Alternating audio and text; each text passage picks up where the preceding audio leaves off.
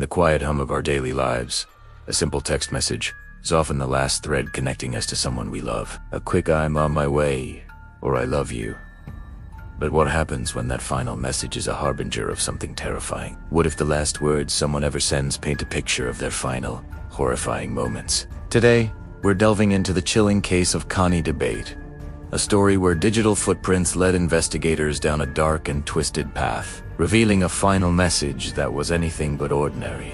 It was the morning of December 23rd, 2015, just 2 days before Christmas. The DeBate household in Ellington, Connecticut, should have been filled with festive cheer, but instead, a frantic 911 call shattered the holiday calm. Richard DeBate, Connie's husband, was on the line, his voice choked with panic. He told the dispatcher a harrowing story. A masked intruder had broken into their home, tied him up, and tragically shot and killed his wife, Connie. He claimed the intruder was a large man with a deep voice, who had subdued him after a struggle. When police arrived, they found a scene that seemed to corroborate parts of his story. Richard was partially tied to a chair, with superficial knife wounds. Upstairs, they made the heartbreaking discovery of Connie DeBate, who had been fatally shot. At first glance, it appeared to be a tragic home invasion gone horribly wrong. Richard, the grieving husband, seemed to be the sole survivor and a key witness. But as investigators began to piece together the evidence, they noticed inconsistencies. The story Richard told just didn't quite add up. His injuries seemed minor, almost self-inflicted, and the way he was tied up didn't seem secure enough to have been done by a forceful intruder. Detectives are trained to look for details that don't fit, and in this case, the details were screaming. They brought in K9 units to search for the intruder's scent, but the dogs found no trace of any third person leaving the property. The narrative of a violent stranger began to crumble. With physical evidence at the scene failing to support Richard's account, investigators turned their attention to the digital world. In today's age, our devices are silent witnesses, recording our movements, our conversations, our entire lives. And Connie DeBate, as Fitbit, was about to tell a very different story from the one her husband was telling. According to Richard, the home invasion and his wife's murder occurred around 9:05 a.m. He claimed that after the intruder shot Connie, he was tied up and remained so until he could finally free himself enough to call 911. But Connie's Fitbit, a simple fitness tracker she wore on her wrist, painted a timeline that directly contradicted his claims. The device logged her last movements at 10:05 a.m., a full hour after Richard said she was already gone.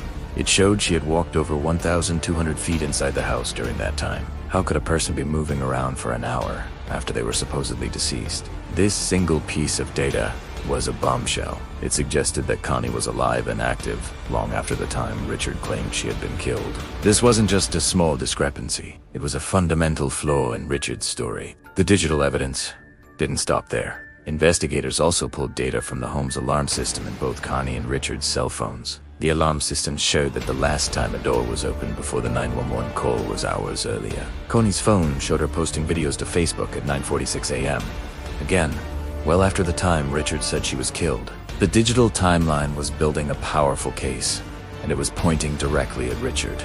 But why would he do it? What could possibly motivate a husband to commit such a heinous act? The investigation into Richard's life outside his marriage soon uncovered a tangled web of secrets.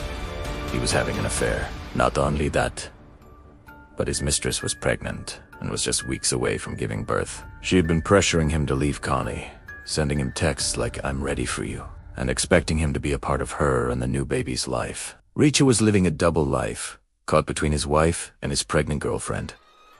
The pressure was mounting. Divorce was a possibility, but according to text messages Richard sent his mistress, he claimed the divorce was in progress. However, there was no evidence that he had ever initiated divorce proceedings with Connie. He was trapped. This brings us to the most chilling piece of evidence in the entire case: the final message. As police examined the digital records, they discovered a draft message on Richard's phone. It was written at 9:04 a.m., a minute before he claimed the intruder attacked. The message was addressed to his supervisor at work. It read, "I'm sorry I'm not going to make it into work today. I will be in tomorrow. My wife saw the baby registry for our baby." This unsent text, a confession frozen in time, revealed the catalyst for the day's tragic events. It suggests that Connie had just discovered the affair and the pregnancy. The secret was out. The confrontation that likely followed turned deadly. The prosecution used this mountain of digital evidence to build their case. They argued that there was no intruder. Instead, they painted a picture of a man whose carefully constructed double life was about to implode. When Connie discovered the truth, Reacher, in a desperate act to keep his world from collapsing, killed her and staged the home invasion to cover his tracks. The Fitbit data, the Facebook posts, the alarm system logs, and that damning, unsent text message all combined to tell the true story of Connie's final hour. Richard DeBay's story of a masked man was a fabrication designed to make him the victim, not the perpetrator. After a lengthy trial, a jury found Richard DeBay guilty of murder. The man who had cried on the 911 call, who had played the part of the grieving widow, was sentenced to 65 years in prison. The case of Connie DeBay is a stark and powerful reminder of how technology has transformed criminal investigations. In an era where our every move can be tracked and logged, the truth has a way of coming to light, even from beyond the grave. Connie's Fitbit didn't just track her steps, it became her voice, speaking the truth of what happened in those final, terrifying moments. It is a chilling thought that the very devices we use to connect and share our lives can also become the key to solving the most terrible of crimes. Thank you for watching. If you found this story as compelling as we did, make sure to like this video and subscribe to our channel for more deep dives into fascinating cases. Let us know your thoughts on this case in the comments below. Stay safe, and we'll see you in the next one.